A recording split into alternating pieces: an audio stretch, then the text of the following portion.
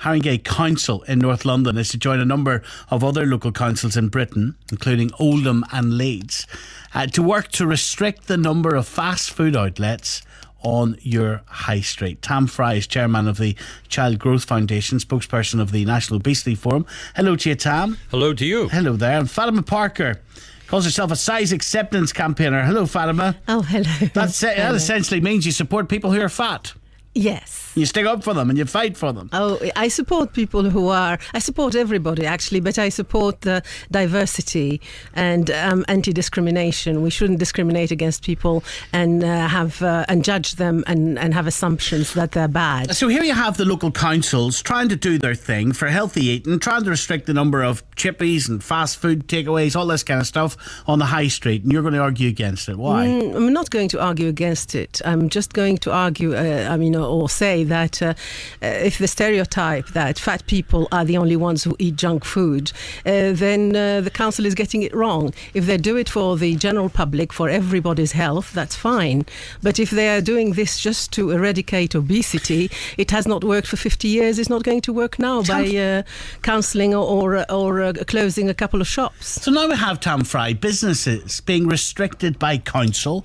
Certainly that's their intention. They don't think adults, is this what this policy suggests, that adults are intelligent enough to decide whether they want to go on a diet or not, so the council's got to control the amount of chippies in our face? Is this what this is about? I don't think it's about that at all.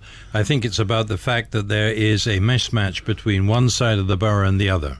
And together with the National Obesity Forum and the Child Measurement Programme, they have worked out exactly the influences of the huge rise in obesity in the east of the borough and the comparatively small rise in the west of the borough.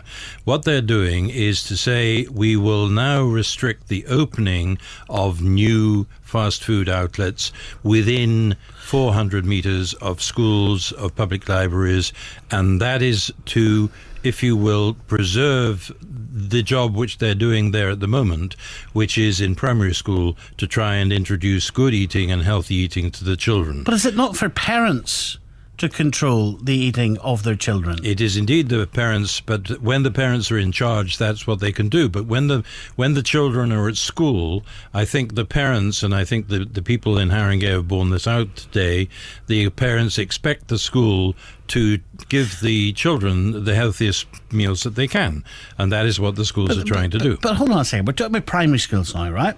So these primary school kids, they can't dander out of school on their own. Yes. And yet the council still wants to close these fast food takeaway joints that are within 400 yards of the school. There's no suggestion that a 9 or a 10-year-old can dander out of school and have the money in their hand to buy fish and chips. No, but they can go out in bunches. They just don't go out on their own, certainly. But they can go out in bunches, and also on the way home they will visit these places, and they want if to their try parents and allow them. If their parents give them the money, if their parents give them permission. The parents give them money. The parents don't necessarily give them permission. That's what kids do. They go out in clusters, and they go to the corner shops, and they buy stuff at the corner shops. And they go of course, I mean, these children are. They live in a world of advertising. They live in a world that tells them eat, eat, eat. This is lovely. Eat those chips. Eat those crisps. Drink that soft drink. So they are. So even more reason, Fatima, to protect them then if they're under that amount of pressure from advertising. Yes. I am not against the government or the local authorities, the parents, the schools to try and look at different ways of making people healthier, educating people on healthy eating, as well putting pressure on the food industry to produce healthy foods, but blaming it all on obesity and on fat people, on trying to reduce obesity and kill all the fatties of the world, it doesn't work, because this is not only a UK issue, it's all over the world. You've got the big weight of the nation in America, very strong now, last week and this week, and this has been going on for 50 years. let's just forget about the poor fat people, because I mean I'm obese and I don't eat any of this junk food. Oh, you're not another fat person that doesn't eat fat food, are you? No, I'm not. Listen, I'm fat. I've got crisps and chocolates in front of me. That's it. That's why I'm fat. Yes, you and I probably have the same size, but we don't probably have the same outlook on things. Fatima, if you're fat, Fatima, there's one reason why you're fat, unless you've got an illness, and you might have an illness, but the reason why you're probably fat is because you're eating far too much, Fatima. No. This is the stereotype. This is the dogma. Calories in is calories out. It has to equal calories out. It's how it works. No, the science. This is junk science, and it has been proven. And we have it is. It has been proven. Get somebody who is very thin, someone who is skeletic, and they want to put on weight and feed them. The BBC actually has done something like that, and these people didn't put on weight, and some of them lost weight. And the few that were fed 10,000 calories a day, the weight that they put it on once they just finished with the trial or the experiment, they lost that weight. Let's come back. Come back to what we're actually talking about tonight, which is whether these councils should be able to restrict the number of fast food outlets on our high streets. Tam Fry, should the determining factor not be an economic factor, not be supply and demand? In other words, market forces will close these places down if there isn't sufficient demand. Yeah. Well, market forces have certainly caused fast food joints in the west of Haringey not to open. And I think that is absolutely correct. The people in the west tend to be the people with a higher income and perhaps better education, and they will be able to cook for themselves, and therefore there is no need to call on these fast food outlets.